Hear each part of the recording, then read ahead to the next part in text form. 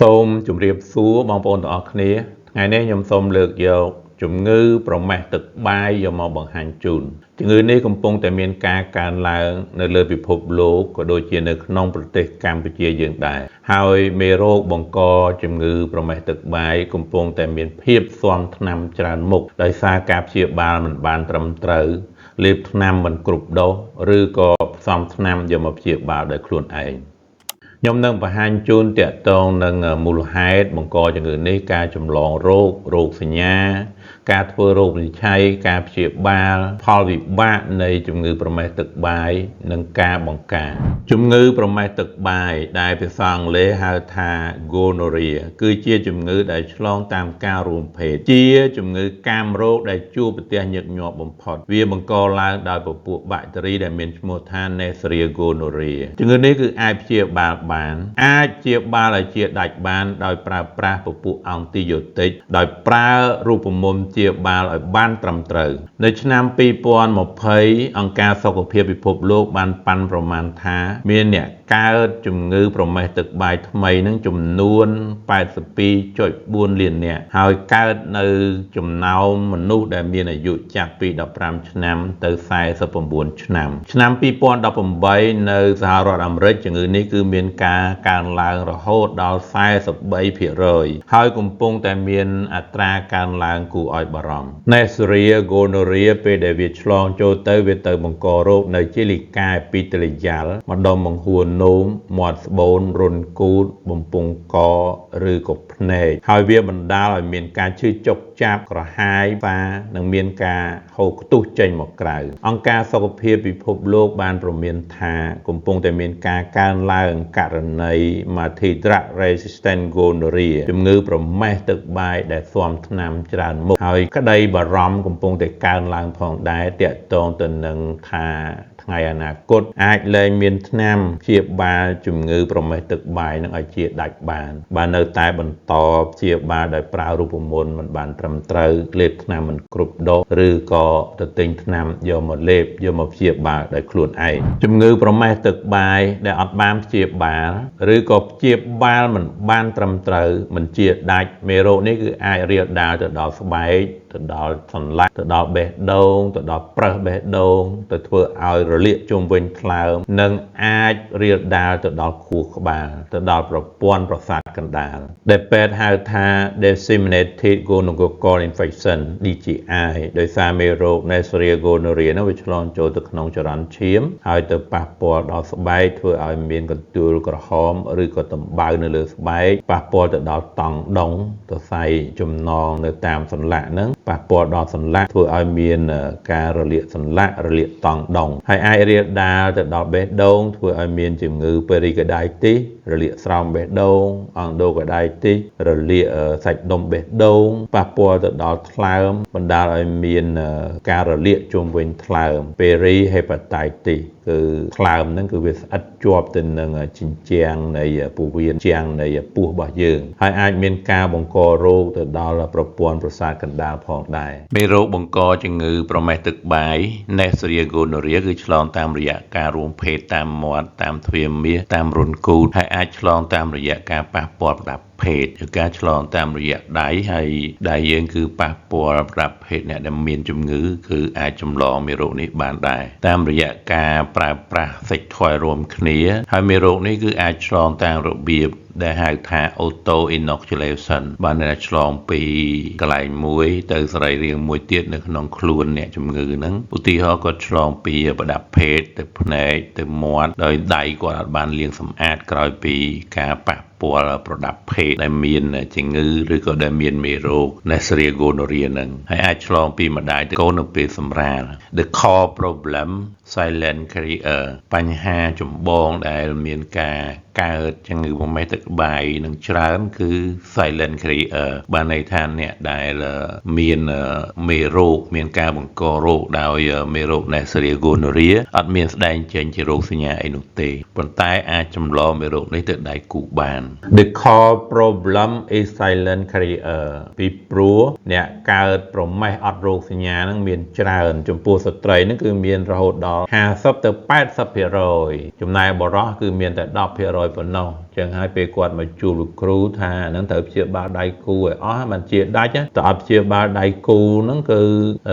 ឆ្លងមកវិញដដែលកើតប្រមេះដដែលហើយគាត់ប្រាប់ថាប្រពន្ធខ្ញុំដៃគូខ្ញុំអត់រោគសញ្ញាហ្នឹងព្យាបាលដែរលោកគ្រូតែអត់រោគសញ្ញាហ្នឹងគាត់មានមេរោគប្រមេះដែរដោយសារវាជា silent carrier ជាអ្នកផ្ទុកមេរោគប្រមេះហើយពេលយើងឆ្លងមេរោគប្រមេះចំពោះអ្នកមានរោគសញ្ញាតើប្រហែលថ្ងៃបានស្ដែងចេញជារោគសញ្ញាអ្នកខ្លះ2ថ្ងៃអ្នកខ្លះ1ថ្ងៃឆ្លងបានមេរោគប្រមេះច្រើនតែ1ថ្ងៃរួមភេទយប់នេះអត់ស្រោមឬក៏បែកស្រោមស្អែកឡើងហូរខ្ទុះអ្នកខ្លះដល់14ថ្ងៃអ្នកខ្លះអាចរហូតដល់30ថ្ងៃបានស្ដែងចេញរោគសញ្ញាហើយរោគសញ្ញាចំពោះបរិសុទ្ធហ្នឹងគឺមានការនោមមកវាឈឺចាប់ក្រហាយផ្សាអួលពិបាកនោមមានការហូរខ្ទុះហូរសារធាតុរាវចេញពីពហុនោមហើយវាអាចមានពណ៌ស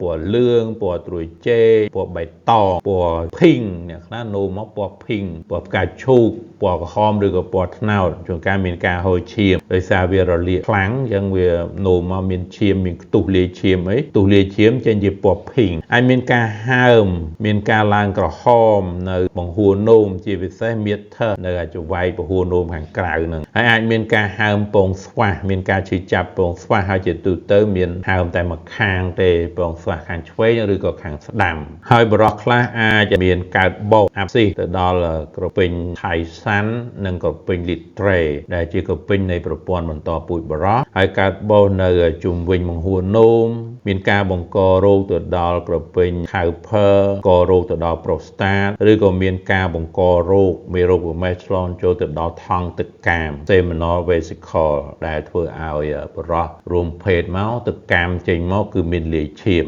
រោគសញ្ញាជំងឺប្រមេះទឹកបាយចំពោះស្ត្រីយើងដឹងហើយស្ត្រីមានការបង្ករោគដោយមេរោគនេះពី50ទៅ80% ជាទូទៅមិនមានស្ដែងចេញជារោគសញ្ញាអ្វីទេប៉ុន្តែអាចចម្លងមេរោគនេះទៅដៃគូរបស់គាត់បានដែលយើងហៅថា silent carrier មាន vaginal discharge មានការធ្លាក់សនឹងពណ៌បៃតងពណ៌លឿងហើយសនឹងអាចខាប់ឬក៏រាវមានការឈឺចាប់នៅពេលនោមមកអួលនោមមកផ្សានោមមកមានការឈឺចាប់ពិបាកនោមមានការហូរឈាមចន្លោះរដូវឬក៏ហូរឈាមក្រោយពីការរួមភេទមានការឈឺចុកចាប់នៅពេលរួមភេទហើយមេរោគនេះគឺអាចរាលដាលទៅដល់ក្នុងអាងត្រគាកធ្វើឲ្យរលាកស្បូនរលាកដៃស្បូនរលាកអូវែឬក៏អាចរលាកដល់ស្រោមពោះដែលយើងហៅថា PID pelvic inflammatory disease ជំងឺរលាកសរីរាង្គនៅក្នុងអាងត្រគាកដែលជាផលវិបាកដ៏ធ្ងន់ធ្ងរនៃជំងឺប្រមេះចំពោះស្ត្រីហើយស្ត្រីធ្លាក់សនឹងអាចមានច្រើនពណ៌អាចពណ៌សពណ៌លឿងពណ៌ត្រួយចេកឬក៏ពណ៌ភីងបើសិនជាសនៅវាមានលាយឈាមមានអីហ្នឹងគឺអាចពណ៌ក្រហមឬពណ៌ភីងជួនកាលអាចជាពណ៌ត្នោតជំងឺប្រមេះអាចធ្វើឲ្យស្ត្រីរលាកបង្ហួរនោមដែរហើយជាទូទៅពេលយើងសកត់ថ្ងាសខាងក្រោមហ្នឹងឃើញមានខ្ទុះហូរចេញតាមបង្ហួរនោមហើយអាចមានហូរខ្ទុះចេញពី scan gland ឬក៏ Bartholin gland ផងដែរហើយចំពោះស្ត្រីដែលមិនទាន់វ័យជំទង់ក៏អាចមានប្រមេះដែរដោយសារការបំពានផ្លូវភេទ sexual abuse ធ្វើឲ្យអ្នកជំងឺនឹងមាននោមមកឈឺមានធ្លាក់សដែលពណ៌លឿងឬក៏ពណ៌ត្រួយចេកនឹងហើយមានការរលាកនៅម្ដុំទ្វារមាសមានឡើងក្រហមឡើងហើមនៅម្ដុំទ្វារមាសនឹង rectal gonorrhea ប្រមេះរុនគូជាទូទៅអត់មានរោគសញ្ញាទេហើយបើអ្នកមានរោគសញ្ញាគឺរមាស់រុនគូក្រហាយឈឺរុនគូហើយមានធ្លាក់សចេញពីរុនគូ cloudy discharge ហើយមានការឈឺចាប់នៅពេលដែលពោះវៀននឹងមានចលនាហើយនៅលើក្រដាសអនាម័យក្នុងបន្ទប់ទឹកហ្នឹងពេលយើងជូតទៅយើងឃើញមានប្រឡាក់ឈាមហ្នឹង bright red blood ឈាមនឹងរាងពណ៌ក្រហមភ្លឺហើយស្ទូលនឹងលាមកនឹងអាចមានផ្ទុះហើយមានការឈឺចុកចាប់ក្រហាយផ្សាជុំវិញរុនគូតមានការហូរឈាមហើយជួនកាលអ្នកខ្លះអត់មានអីទេគឺទល់លាមកប្រមេះបំពង់ក throat gonorrhea 90% អត់មានរោគសញ្ញាទេ ភាគរយមានរោគសញ្ញាឈឺបំពង់កឈឺខ្លាំងឈឺតិចទៅតាមអ្នកជំងឺម្នាក់បំពង់កឡើងក្រហមឡើងហើមមានការឡើងកូនកណ្ដុរនៅតំបន់កហើយយទូទៅមិនមានវាយផាចស្នាមបន្ទះសនៅបំពង់កដែលដូចឃើញមាននៅក្នុងអ្នកជំងឺស្រាប់ស្រោតគឺរលាកបំពង់កដោយមេរោគស្រាប់តកកនោះទេហ្គូណូកូកខិនចាំងវ៉ៃថេកដែលជាជំងឺប្រមេះភ្នែកជាទូទៅគឺមានរោគសញ្ញាបើសិនស្ដែងចេញរោគសញ្ញាគឺធ្ងន់ធ្ងរត្រូវការព្យាបាលបន្ទាន់ត្រូវការយកចិត្តទុកដាក់ថែទាំបន្ទាន់ភ្នែកនឹងមានការឈឺចាប់មានចាញ់ពន្លឺហើយអាចមានពពឹកឬក៏ខ្ទុះហូរចេញពីភ្នែកម្ខាងឬក៏ទាំងសងខាងពពឹសភ្នែកមានការឡើងហើមត្របកភ្នែកឡើងក្រហម eyelid ការធ្វើរោគវិនិច្ឆ័យជំងឺប្រមេះទឹកបាយគ្រូពេទ្យតែងតែសួរនាំទាក់ទងនឹងប្រវត្តិអ្នកជំងឺប្រវត្តិរោគសញ្ញាជំងឺមានរោគសញ្ញាអីខ្លះឈឺតាំងពីពេលណាមកប្រវត្តិដៃគូរួមភេទប្រវត្តិដៃមកលាក់នឹងលាក់ធ្វើការពិនិត្យរាងកាយពិនិត្យប្រភេទអ្នកជំងឺហើយអាចយកសំណាក់ទៅធ្វើណាត់តេស្តទៅធ្វើក្រាម stent ធ្វើ culture ហើយសំណាក់គឺយើងយកពីកន្លែងដែលមានការបង្ករោគ affect area ហ្នឹងដូចជានៅបង្ហួរនោមត្បាល់បង្ហួរនោមត្បាល់រុនទ្វារមាសអាចយកសំណាក់នៅភ្នែកអាចយកនៅបំពង់កយកទៅពិនិត្យនៅមន្ទីរពិសោធន៍ហើយអាចពិនិត្យទឹកនោមផងដែរហើយបើមានការរលាកសន្លាក់ហើមសន្លាក់អីហ្នឹងគឺគ្រូពេទ្យអាចបូមទឹកសន្លាក់យកទៅរុករកមេរោគប្រមេះហើយចំពោះប្រមេះកើតមកយើងព្យាបាលទៅវាអត់បាត់រោគសញ្ញាឬក៏កើតសារចុះសារឡើងច្រើនដងគ្រូពេទ្យអាចយកសំណាក់ទៅបណ្ដុះមេរោគហើយធ្វើអន្ទីយ៉ូក្រាមហ្នឹងគឺយកសំណាក់ដែលបណ្ដុះមេរោគប្រមេះហ្នឹងទៅសាកល្បងជាមួយអង់ទីយ៉ូទិកនៅក្នុងមន្ទីរពិសោធន៍ហ្នឹងហើយអាចចេញលទ្ធផលមកអាចស៊ាំថ្នាំប្រភេទកខកខងហើយត្រូវថ្នាំចឆអញ្ចឹងគ្រូពេទ្យយកប្រភេទថ្នាំចឆហ្នឹងទៅព្យាបាលអ្នកជំងឺហ្នឹងគឺដើម្បីឲ្យជាដាច់នេះចំពោះប្រមេះដែលយើងពិបាកព្យាបាលយើងត្រូវធ្វើ culture ហើយធ្វើ antibiogram ដើម្បីរកថ្នាំដែលមិនទាន់ស៊ាំដែលមិនទាន់រេស្តង់ហ្នឹងយកមកព្យាបាលអ្នកជំងឺរបស់យើង screening for gonorrhea ការធ្វើតេស្តស្រាវជ្រាវរោគប្រមេះចំពោះអ្នកដែល asymptomatic patient បានន័យថាគាត់មានមេរោគប្រមេះតែអត់ស្ដែងចេញរោគសញ្ញាទេហើយអត់ស្ដែងចេញរោគសញ្ញាអញ្ចឹងទាល់តែមានតែការធ្វើតេស្តទេទើបដឹងថាមានមេរោគប្រមេះឬអត់ជាពិសេសអ្នកដែល high risk ជាមួយ STI នឹងអ្នកដែលមានការប្រឈមខ្ពស់ទាក់ទងនឹងជំងឺដែលឆ្លងតាមការរួមភេទឬក៏ជំងឺកាមរោគនឹងយើងធ្វើតេស្តរបៀបជាណាត់តេស្តនៅក្នុងទឹកនោមឬក៏តាមរយៈវត្ថុវិភាគផ្សេងទៀតចំពោះអ្នកជំងឺដែលជាស្ត្រីមានផ្ទៃពោះហ្នឹងហើយត្រូវធ្វើតេស្តស្រាវជ្រាវប្រមេះហើយជាពិសេសមកការពិនិត្យផ្ទៃពោះដំបូងហើយធ្វើម្ដងទៀតនៅត្រីមាសទី3ពីព្រោះមេរោគប្រមេះហ្នឹងគឺអាចចម្លងពីម្ដាយទៅកូននៅពេលសម្រាលហើយវានៅចាំចឹកភ្នែកកូនយើងហ្នឹងនៅក្នុងទ្វារមាសហ្នឹងរងចាំកូនយើងសម្រាលទៅវាអាចធ្វើការបង្ករោគនៅភ្នែកចឹកភ្នែកហើយទារកដែលមានការឆ្លងមេរោគប្រមេះដល់ភ្នែកគឺអាចធ្វើឲ្យពិការភ្នែកចឹងហើយស្ត្រីមានផ្ទៃពោះមានរោគសញ្ញាឬក៏អត់រោគសញ្ញាក៏ដោយគួរតែ screen ទោះតែតេស្តស្រាវជ្រាវរោគមេរោគប្រមេះនៅការពិនិត្យផ្ទៃពោះដំបូងនិងត្រីមាសទី3ហើយស្ត្រីមានផ្ទៃពោះបើតេស្តទៅឃើញប្រមេះទឹកបាយត្រូវព្យាបាលឲ្យបានជាដាច់ហើយត្រូវធ្វើតេស្តបញ្ជាក់ម្ដងទៀតនៅក្នុងកំឡុង3ខែក្រោយមកចំពោះការព្យាបាលប្រមេះយើងត្រូវធ្វើរោគវិនិច្ឆ័យឲ្យបានលឿនហើយព្យាបាលឲ្យបានឆាប់ដើម្បីកុំឲ្យមេរោគប្រមេះហ្នឹងរាលដាលទៅសរីរាង្គផ្សេងទៀតយើងដឹងហើយវារាលដាលទៅដល់ស្បែកចេញមកដំបៅស្បែករាលដាលទៅដល់សន្លាក់ធ្វើឲ្យឈឺសន្លាក់រាលដាលទៅដល់បេះដូងធ្វើឲ្យរលាកសាច់បេះដូងរលាកស្រោមបេះដូងខូចប្រឹសបេះដូងរាលដាលទៅដល់ថ្លើមធ្វើឲ្យរលាកជុំវិញថ្លើមស្អិតជាប់ថ្លើមទៅនឹងជញ្ជាំង ងនៃស្រោមពោះអាចរៀលដាលទៅដល់ប្រព័ន្ធប្រសាទកណ្ដាលប៉ះពាល់ដល់ខួរក្បាលស្រោមខួរក្បាលលាក់និងលាក់ហើយត្រូវព្យាបាលគ្រប់ដៃគូរួមភេទទាំងអស់បើអត់ព្យាបាលគ្រប់ដៃគូរួមភេទទេប្រមេះនឹងមកទៀតហើយព្យាបាលត្រូវតមរួមភេទមួយទឹកពីទឹករហូតដល់ព្យាបាលនឹងចប់សពគ្រប់ជៀសវាងទៅរួមភេទជាមួយដៃគូដែលអត់ទាន់ព្យាបាលបើទ្រាំអត់បានត្រូវប្រើស្រោមឲ្យបានត្រឹមត្រូវហើយត្រូវធ្វើតេស្តស្រាវជ្រាវរោគជំងឺកាមរោគផ្សេងទៀតជាពិសេសអេដស្វាយថ្លើម B ថ្លើម C Post treatment culture ការបណ្ដុះមេរោគតាមដានក្រោយការព្យាបាលអត់ចាំបាច់ទេបើព្យាបាលមួយថ្ងៃពីរថ្ងៃទៅរោគសញ្ញាបាត់អស់ហើយប៉ុន្តែបើព្យាបាលហើយរោគសញ្ញានៅតែមានលើសពី7ថ្ងៃសំណាក់គួរតែត្រូវយកទៅបណ្ដុះហើយធ្វើអង់ទីយ៉ូក្រាមដើម្បីចង់ដឹងថាមេរោគគាត់នឹងស៊ាំថ្នាំអីខ្លះនៅត្រូវថ្នាំអីខ្លះដើម្បីសម្រេចចិត្តយកថ្នាំដែលត្រូវដែលនៅសងស៊ីបនឹងយកមកព្យាបាលឲ្យជាដាច់កុំឲ្យមានផលវិបាកទៅថ្ងៃក្រោយផលវិបាកនៃជំងឺប្រមេះទឹកបាយចំពោះស្ត្រីអាចមានជំងឺ PID Pelvic Inflammatory Disease ជាជំងឺរលាកសរីរាង្គក្នុងអាងត្រគាកហើយជា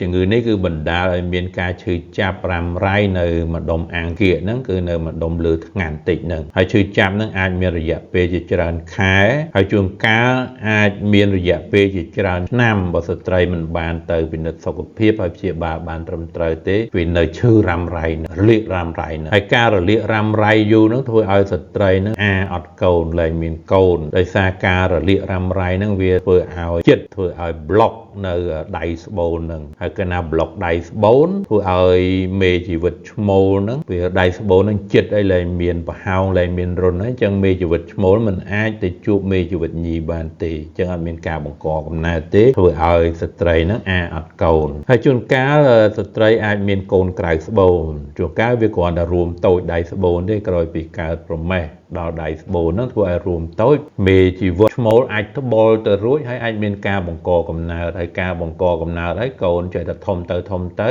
អត់បានធ្លាក់មកកាច់សម្បុកនៅក្នុងស្បូនទេធ្វើឲ្យកូននៅក្នុងដៃស្បូនដែលខ្មែរយើងហៅថាកូនក្រៅស្បូន Ectopic pregnancy ហើយអាចមានកើតអាប់សែនៅដៃស្បូនអាប់សែនៅអូវែផលវិបាកជំងឺប្រមេះកំឡុងពេលមានផ្ទៃពោះគឺកូនអាចរលូតកូនកើតមិនគ្រប់ខែកូនកើតមិនគ្រប់គីឡូហើយអាចចម្លងមេរោគប្រមេះហ្នឹងទៅឲ្យកូនទៅឲ្យទៅរស់នៅពេលសម្រាលធ្វើឲ្យទៅរស់ហ្នឹងមានការបង្ករោគនៅភ្នែកធ្ងន់ធ្ងរអាចធ្វើឲ្យទៅរស់ពិការភ្នែកបានផលវិបាកនៃជំងឺប្រមេះទឹកបាយចំពោះបុរសគឺអាចធ្វើឲ្យមានរលាក epididymitis ដែលជាដើមបំពង់បង្ហូរមេជីវិតជាប់នឹង testicle ហ្នឹងជាប់នឹងពងស្វះហ្នឹងមេជីវិតបុរសគឺផលិតនៅពងស្វះហើយកាលណារលាកហើម epididym ហ្នឹងហើយបើអត់ព្យាបាលទុករយៈពេលយូរធ្វើឲ្យមានការរួមចិត្ត epididym រួមចិត្តបំពង់បង្ហូរមេជីវិតហ្នឹងហើយធ្វើឲ្យមានការឈឺចាប់ដល់ពងស្វះអាចរលាកដល់ពងស្វះហើយធ្វើឲ្យបុរសអត់កូនព្រោះពងស្វះជាកន្លែងផលិតមេជីវិតអញ្ចឹងមានការបង្កជំងឺឆេះរោងចក្រផលិតមេជីវិតអញ្ចឹងលែងផលិតមេជីវិតជួនកាលនៅផលិតបានប៉ុន្តែបំពង់បង្ហូរមេជីវិតហ្នឹងវាក្រោយពីរលាកទៅវាត្បៀតវាប្លុកចិត្តទៅវាមេជីវិតចេញអត់រួចអញ្ចឹងខ្លាចជាបុរសអត់កូនអាចធ្វើឲ្យរួមបង្ហួរនោម urethral stricture ដោយសាររលាកកើតប្រមេះញឹកញាប់ច្រើនដងអត់ព្យាបាលត្រឹមត្រូវបង្ហួរនោមហ្នឹងវា narrow វារួមតូចអញ្ចឹងធ្វើឲ្យពិបាកនោមមកមានការឈឺចាប់ហើយពិបាកបញ្ចេញទឹកកាមទៀតពីព្រោះទឹកកាមបរោះក៏បញ្ចេញតាមហួរនោមដែរយើងធ្លាប់នោមមកចេញឈូនោមមកចេញទំហំ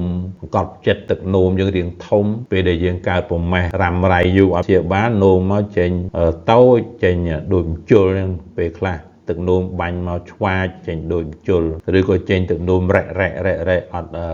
អត់មានលបឿនខ្លាំងដូចអ្នកអត់កើតប្រមេះទេអាចរលាកដល់ប្រូស្តាតមានការបង្ករោគដល់ប្រូស្តាតកពេញប្រូស្តាតទាំងបុរសទាំងស្ត្រីកាលណាកើតប្រមេះរ៉ាំរ៉ៃកើតប្រមេះអត់ព្យាបាលកើតប្រមេះព្យាបាលជាដាច់បង្កើនហានិភ័យនៃការឆ្លងជំងឺកាមរោគផ្សេងបង្កើនហានិភ័យនៃការឆ្លងមេរោគអេដដល់3ទៅ5ដងបើប្រៀប រៀបធៀបអ្នកអត់កើតប្រមេះអាចមានការបង្ករោគរាលដាលទៅប្រព័ន្ធសរីរាង្គផ្សេងទៀតទៅដល់រុនគូតទៅដល់កំពង់កទៅដល់ភ្នែកហើយអាចមាន disseminated gonococcal infection DGI អានេះគឺរាលដាលទៅដល់សន្លាក់ទៅដល់ស្បែកទៅដល់បេះដូងទៅដល់ខួរក្បាលទៅដល់ស្រោមខួរផលវិបាកនៃជំងឺប្រមេះទឹកបាយដែលមិនបានព្យាបាលឬក៏ព្យាបាលមិនបានត្រឹមត្រូវមេរោគនេះអាចរាលដាលទៅធ្វើការបង្ករោគនៅតម្រងនោមតែជាការបង្ករោគធ្ងន់ខ្លាំងប៉ុន្តែវាកើតឡើងដោយកម្រហើយកាលណាមានការបង្ករោគនៅតម្រងនោមវាស្ដែងចេញជារោគសញ្ញាដូចជាគ្រុនក្តៅខ្លាំងញាក់មាន colic nephritic ការឈឺចុកចាប់ខ្លាំងនៅតម្រងនោមមានចង្អោរក្អួតនោមមកមានការឈឺចាប់ហើយនោមញឹកហើយជាពិសេសនៅក្នុងទឹកនោមហ្នឹងគឺមានខ្ទុះ